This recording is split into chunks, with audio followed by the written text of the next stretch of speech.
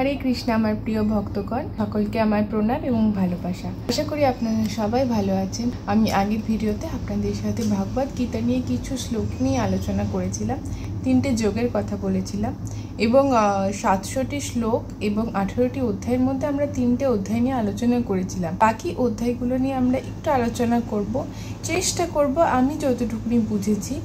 হতে পারে ভুলও হতে পারে, আমার ভুলটাকে আপনারা সংশোধন করে দেবেন যদি কিছু ভুল থাকে। একটু আলোচনা এই কারণে করতে চাই, আমাদের জীবনে প্রতিনিয়ত অনেক কিছু আপস অ্যান্ড ডাউন তো থাকেই এবং এই সমস্ত ভাগবত গীতা আমাদের জীবনের একটা অংশ বলতে পারেন। মানে আমরা আমাদের লাইফে যে প্রবলেমগুলো হবে বা হচ্ছে সেগুলোর সমস্ত কিছু সলিউশন কিন্তু সেখানের থেকে পাওয়া যায়। তো আমরা অনেক সময় তো এগুলো পড়বার সময় পাই না, কিন্তু এগুলো কানে শুনলেও আমাদের প্রতিদিনের লাইফের অনেকটা সলভ হয়ে যায় যখন আমরা এই জিনিসগুলো কানে শুনি এবং আমাদের কর্মজীবনে সেটাকে কাজে লাগাই।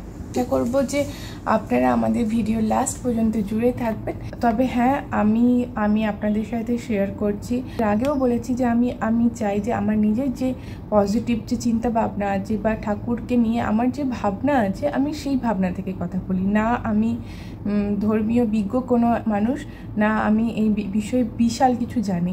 আমি শুধু আমার লাইফের এক্সপিরিয়েন্স আপনার সাথে শেয়ার করি। আর যেরকম আমি চেষ্টা করি যে জব করতে বা রেগুলার ঠাকুরের নাম করতে, সেরকম আমি আমার জীবনে যে পরিবর্তনগুলো পেয়েছি এই এক্সপিরিয়েন্স থেকে চেষ্টা করি যে আপনাদের লাইফেও যেন সেরকম কিছু পরিবর্তন আসে, তাই আমি আপনাদের সাথে শেয়ার করছি।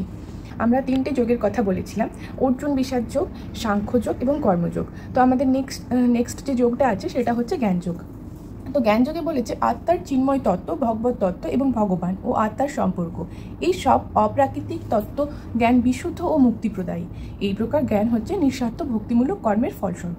পরমেশ্বর ভগবান গীতার সুদীর্ঘ ইতিহাস, জড়জগতের যুগে যুগে তার অবতরণের উদ্দেশ্য ও তাৎপর্য ও আত্মজ্ঞান লব্ধ গুরুর সান্নিধ্য লাভের আবশ্যকতা ব্যাখ্যা করেছেন।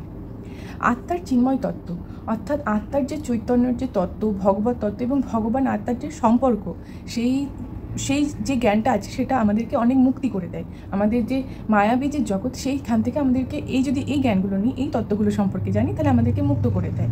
এবং এই যে তত্ত্বগুলো আছে, এগুলো হচ্ছে যে নিঃস্বার্থ ভক্তিমূলক কর্মের যোগ। মানে এটা থেকে তো আমাদের কোনো স্বার্থ নেই। পরমেশ্বর ভগবান আমাদেরকে অনেক আগে থেকে যে যুগে যুগে মানুষের যে পরিবর্তন হচ্ছে, অবতরণ হচ্ছে, এর সম্পর্কে অনেক আগে থেকেই বা গুরুর সান্নিধ্যে যে আমাদের কী লাভ হবে সেই জ্ঞান সম্পর্কে কিন্তু আমাদের অনেক আগে থেকেই ব্যাখ্যা করে দিয়েছে।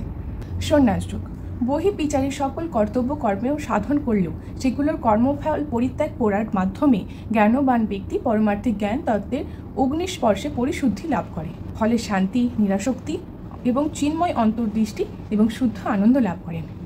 বহির্বিচার মানে আমাদের বহির জগতের সকল কর্তব্য যে কর্ম যে আমরা করি, যে সমস্ত কর্ম করি, সেই কর্ম আমাদেরকে দেখুন অনেক কিছু কর্ম করতে হবে, কিন্তু তার ফলে যদি আমরা কিছু আশা করছি, সেই কর্ম ফল যদি আমরা পরিত্যাগ করে ফেলি, তার মতো বুদ্ধিমান ব্যক্তি কিন্তু হয় না।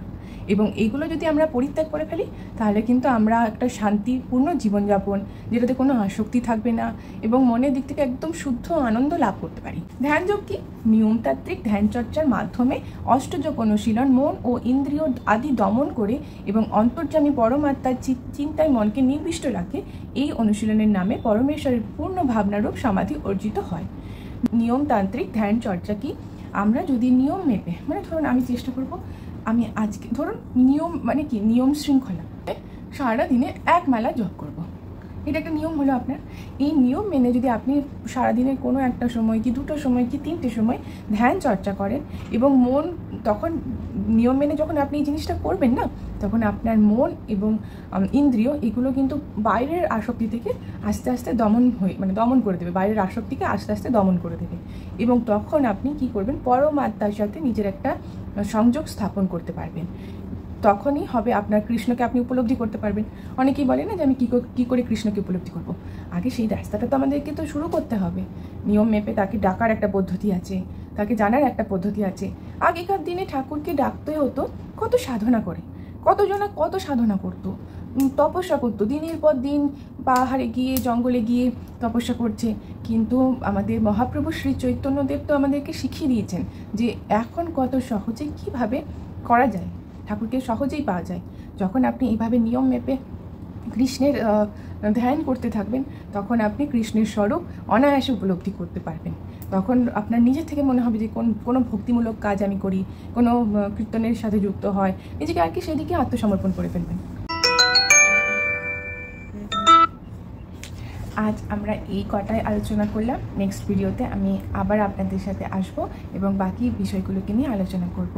আশা করি আপনাদের যদি ভালো লাগে তাহলে আমাদের চ্যানেলটাতে সাবস্ক্রাইব করবেন এবং অবশ্যই আমাদেরকে কমেন্টে জানাবেন যদি কিছু ভুল হয়ে থাকে, সেগুলো কিন্তু আমাদেরকে বলতে একটু দ্বিধাবোধ করবেন না। এবং আপনাদের সাথে আমি আরেকটা জিনিস শেয়ার করতে চাই। আমি আপনাদেরকে এর আগে বলেছিলাম না যে আমার ছেলের মুন্ডন ন্যাড়া করবার 18 মাসের যে কথাটা বলেছিলাম, তো যে আমার ইচ্ছা ছিল যে তিরুপতি বালাজিতে গিয়ে ওর ন্যাড়া করা হবে, ওর প্রথম চুলটা ওখানে দান করা হবে। তিরুপতি বালাজি চুল দান করার নিয়ে আমি এর নেক্সট একটা ভিডিওতে জানাবো। যদি ওখানে গিয়ে কেউ দান করতে চান চুল, আমরা বড় মানুষেরাও দান করতে পারি। মেয়েরা অনেকেই আছে যারা ন্যাড়া করে দেয়, আমি তাদের মধ্যে ন্যাড়া করিনি, কিন্তু কেউ চাইলে তার হাফ চুলও ওখানে দান করতে পারে। মেয়েদের কথা বলছি স্পেসিফিক্যালি। এবং ছেলেরা নাড়া করতে পারে, যে যেমন ইচ্ছা ওখানে দান করতে পারে। এবং এই যে দান করা, চুল দান করা, এটার পিছনে কিন্তু একটা ভীষণ বড় তাৎপর্য বা মাহাত্ম্য আপনারা যাই বলুন না কেন আছে। সেটা নিয়ে আমি একটা নেক্সট একটা ভিডিও বানাবো, সেটাতে আপনাদেরকে জানাবো যে সেটা কি। এবং যদি কেউ ইন্টারেস্টেড থাকেন সেখানে গিয়ে দান করতে, যে প্রসেসটা আছে, এবং ওখানে আপনারা জানেন যে তিরুপতি বালাজি ভগবানকে দর্শন করতে গেলে ভীষণ একটা সময় লাগে, অনেকটা সময়ের ব্যাপার। ওখানে আমরা 2 ঘন্টার মধ্যে পুরোপুরি বালাজি দর্শন করে বেরিয়ে চলে এসেছিলাম। ওখানে গিয়ে দর্শন তো একদম কাছ থেকে দেখেছিলাম। এবং চুল দান করবার পরে স্নান টান করে একটা টাইম দেয়, সেই টাইমের মধ্যে ওখানে ওদের যেতে হয়। সেখানে গিয়ে কি প্রসেস আছে সেটা যদি কেউ জানতে ইন্টারেস্টেড থাকেন আমাকে অবশ্যই জানাবেন কমেন্টে, আমি আপনাদের সাথে সেটাকে নিয়ে আলোচনা করব। হরে কৃষ্ণা।